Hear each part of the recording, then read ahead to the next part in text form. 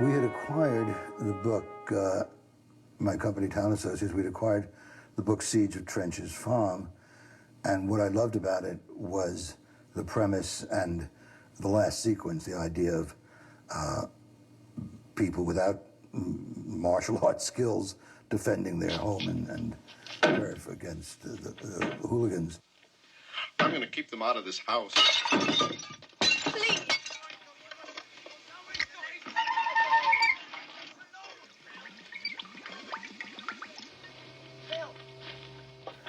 We never had a title we liked. We know we didn't like Siege of Trenches Farm because nobody knew what Trenches Farm meant or was. And as any time you have to change a title or find a title, it's always horrendous. And finally, I organized a contest among the cast and the crew and anybody who, you know, the waiters in the hotel, saying anybody who can come up with a title, we had some kind of prize for. And actually it was one of the crew, one of Sam's old friends who came up with the title, which is a quote from Lao Tse, and it has no particular meaning, but it just sounded, it's so ambiguous that you can only read anything into it, and it also gave us a real key for the artwork and everything else, and so it's hard to remember that a picture was ever called anything but Straw Dogs. I had worked with Sam Peckinpah before on some television specials that I had done, and I called and I said, would you like to direct this? He said, I'd love to, but I should tell you that I'm blacklisted. You may not want to use me. And I said, it's all the more reason I do want to use you. I had asked David Z. Goodman, who I had worked with before, to do the adaptation, and then he and Sam did the final shooting polish together, with a big contribution from Dustin. It kind of, I guess it took a while for me to get it set up because the sine qua non was getting a known actor, and Dustin had only done one or two pictures before then. The first picture was The Graduate, which made him an overnight star, and it took me a long time. Sam and I met with him in New York, where I was living at the time. Then Sam had to go back to California, and I had countless meetings with Dustin because he's very careful about what he does. And finally he was persuaded, and we just set off, did a long prep in England, during which time we went crazy finding the right locations. As a matter of fact, Sam and I divided the UK, and I went to one part of the country and he went to the other. Actually, he went as far as Scotland, and he found a location there that he loved. And I flew down to it, but it wasn't practical. And I, meanwhile, came across St. Ives, which I thought was this marvelous small English fishing village, and, you know, quaint beyond the word quaint. We scouted it, Sam came down, we found the specific locations, and then actually shot in a little village outside St. Ives called St. Buryan's, which consisted of one street and a few pubs. And that was it. It was at a time where the dilemma of the lead character of David, played by Dustin Hoffman, confronting the violence in America after Martin Luther King's assassination and Bobby Kennedy's. It was a time where we all felt so strongly about violence, and it was the opportunity to, while providing excitement and entertainment, to make a statement about, you know, be able to make an anti-violence vehicle was particularly interesting to all of us, particularly to me. I hear it's pretty rough in the States, sir. Oh, have you seen some of it, sir? Bombing, rioting, sniping, shooting the blacks. Can't walk down the streets, they say, Norman. Was you involved in it, sir? I mean, did you take part? See anybody get knifed? Just between commercials. Sam was always a little bit embarrassed at how intelligent he was. He was really quite intelligent and very well educated. But I think the myth of Sam is the last man with guts and integrity in the film business, and the last man with the pure American Western ethic, was something that he kind of got caught up in. Actually, he came from a long family of judges. He always vowed that he was stopped drinking, and he was only drinking wine, and he was not going to drink anything by the shoot. And he did go on drinking during the shooting. He always had a thermos of coffee, next to him as he was shooting. And every time I walked by, he would offer me coffee and make me have a drink with him, because I knew that as soon as I walked away, there was a switched thermos, and there was a little brandy probably in his coffee. He got sick. He got some kind of upper respiratory infection, and we had to put him in the hospital for a couple of days. And I remember one point saying to him I would have to replace him if he kept on drinking. And he said, "You wouldn't do that, you're my friend." And I said, "It's because I'm your friend, I would do it." And one other thing that I did, which was I'm not proud of, was somewhat manipulative. As we lost a couple of days, there was a director in London who was not a terribly admired man, but somebody that the film bonding company would use if they ever had to take over a picture. And at one point, as we lost a couple of days, and I knew I had to fend off the authorities, the people putting up the money, I hired an actor who's not recognizable to come down and stand on the set. And Sam a couple of times said, "Who's that fellow?" And I, "Don't worry about it." And by the third time when he said, "Sam," at the end of the day I said to him, "I guess I have to tell you, there's a real worry about our going over, and this is a director that they'll hire to replace us." And suddenly we picked up speed. Sam approached the shooting with the actors in his standard way. There was not a lot of intellectualization. Sam didn't do that with actors. He discussed things only generally, and then waited to see on film what he wanted.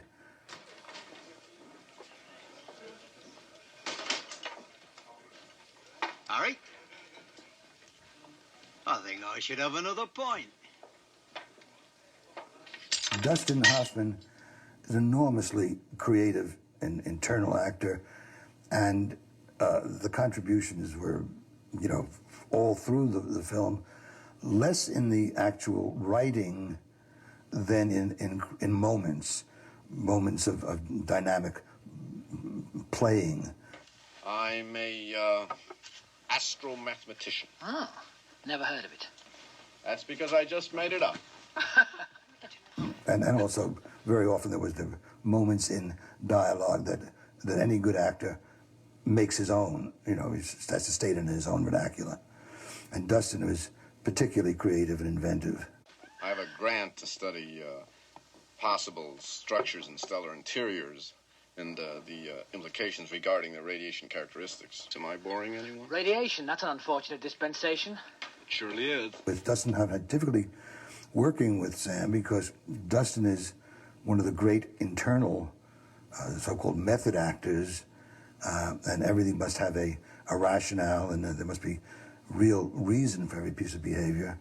And Sam works very intuitively and is less articulate, and I always felt that Sam, as his directing technique, rather than verbally eliciting a performance, would provoke a performance.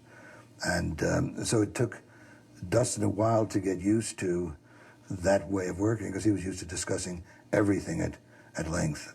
But finally, everybody found a way to accommodate each other.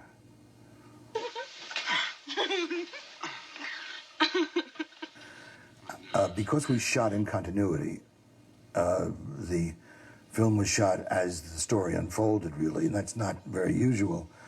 But in the very beginning, Dustin and Susan George bonded very, very well. They really liked each other very, very much. And as the film went on, and I don't know that it was conscious, I don't know that Sam provoked it, but I know that as their relationship as husband and wife deteriorated in the story, Dustin started relating to Susan George, and Sam started relating to her as the husband was relating to the wife.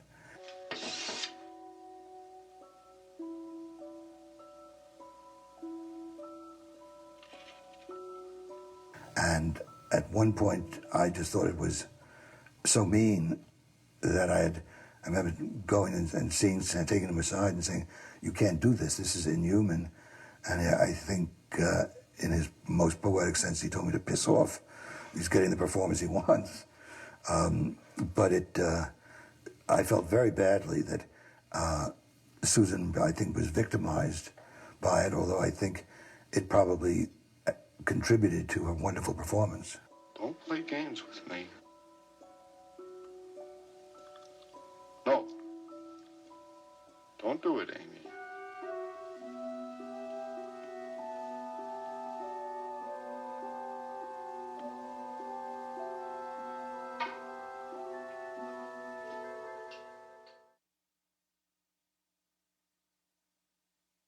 Also find that that one isn't torn either. It was wonderful casting the picture because to see so many young, enormously talented young English actors was thrilling to me. And also was able to work with a wonderfully talented woman who was a scenic designer, Julia Trevelyan-Oman, I'd worked with her on a play that I had done on Broadway, and she had only done one film before. And she agreed to do it. Mostly she did ballets and operas. She did a wonderful job. You know, we discussed the palette, and she really did, you know, it was just wonderful working with her. One of the great skills that Sam Peckinpah had is in getting those moments of truthfulness from non-actors. We used as many of the locals, people as we could possibly find. The only actors were the principal artists.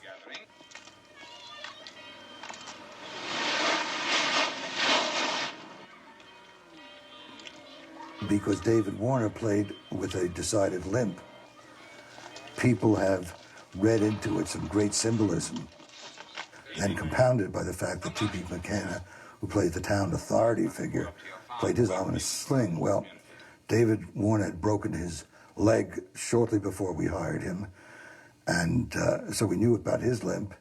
And Sam and I had given a kind of party for the cast and crew just before I think we left the location, after we were rehearsing. And TP, while performing a song on top of a table, fell off and broke his arm. And so he was played that in a sling. Again, great symbolism. By the way, Amy, did you find your kitty? No.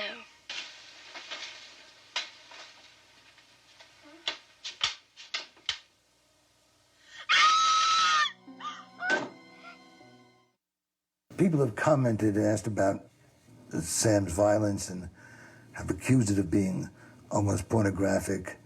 I would disagree, and I would probably say that pornography is in the eye of the beholder. Damn you, Head, and give me that gun. Damn you, Major. Let go! We had one preview in San Francisco, and that was quite an experience because it was such a viscerally affecting movie that half the audience loved it, and the other half were ready to lynch us. They've gone too far to back down now. Do you understand that? We're dead if they get him. And I was stunned the first time I saw it with an audience, because when it got to the point where we came to the actual siege, when Dustin was defending himself and killing the hoodlums,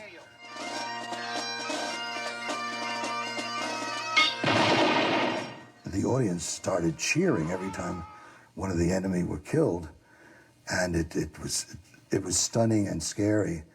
And I remember the one reviewer at the time who I admired enormously was Pauline Kael, and she liked the film very much, but one of the early lines in her review was devastating.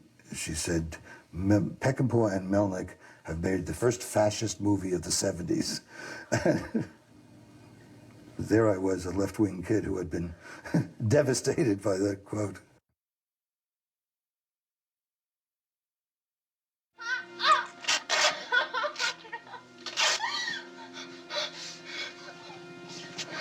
I'm opposed to any kind of censorship, and particularly where the censorship could interfere with the content of the film, of the message of the film.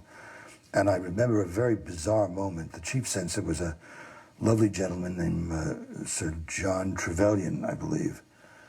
And when we had gotten a print close to our release print, I remember going back and standing over the moviola, the film equipment, with Sir John and a man named, I think, Stephen Murphy, who was an associate of his, running the rape scene, those few moments of one sequence, to convince him that what we were looking at, what he was looking at and worried about in the rape scene was rear entry and not sodomy.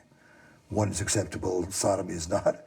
And so that was a very ludicrous scene. And finally, we did get released initially in London and caused enormous controversy. And then I think the film was pulled after that. And I think this is probably going to be the first time it's available to the broad, to the country outside of London.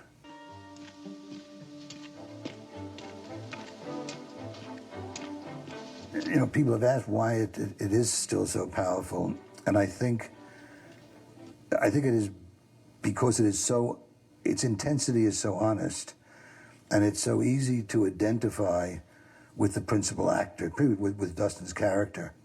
You feel when you first see him interacting with the town locals, the bullies in the town, that he may be a pacifist. And then as he continues to be provoked, you feel, well, maybe he's a coward. And then by the end of the picture, you realize that what he fears the most is the violence within himself. And to the degree that all of us, when sufficiently provoked, or most of us have the ability to be violent, and the fear of doing real violence is part of why I think it is viscerally, emotionally so powerful. The one thing, other than the title, that hadn't been resolved before we actually started shooting were the very last moments in the film. And it was, in retrospect, quite wonderful and stimulating, because whenever there was any downtime, Sam and I, and then Sam and Dustin and I, and Sam and David Goodman, the writer, and I would discuss alternative endings, not changing the substance at all, really the very last moment. And actually, it came, I'd love to say that we all had a creative flash, but it was actually while Sam was shooting the last moments of the film, and David Warner said, "I don't know my way home," and Dustin ad-libbed, "Neither do I."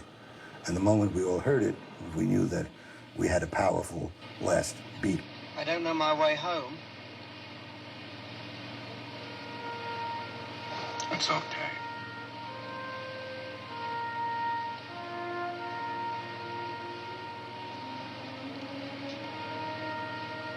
I don't either.